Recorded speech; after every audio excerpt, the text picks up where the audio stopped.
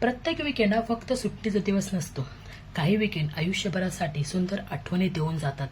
आमच्यासाठी safari night camping तसाच एक अविस्मरणीय अनुभव ठरला. सर्वप्रथम आम्ही संध्याकाळच्या जेवणासाठी लाकडं गोळा केली. लाकडं गोळा करतानाही एकमेकांची मस्ती टिंगल टवाळी चालूच होती.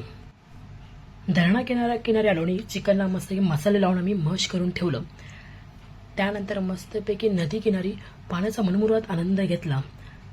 संध्याकाळ होताच आकाशाने रंगांची उधळण सुरू केली. मावळत्या सूर्याच्या सोनेरी किरणांनी धरणाचं शांतपणे चमकून उठलं होतं.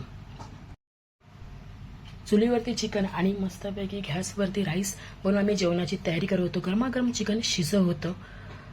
रात्र झाली, टेंट उभारला. छोट्या लाईट्सने उजाळला परिसर. मंद संगीत, मित्रांवर हास्य, धमाल मस्त. पहाट कधी झाली समजलेच नाही. समोर दिसतं एक अप्रतिम दृश्य. उगवत्या सूर्याच्या पहिल्या सोनेरी किरणांनी धरण, आकाश आणि आजूबाजूला सुंदर असा नजारा.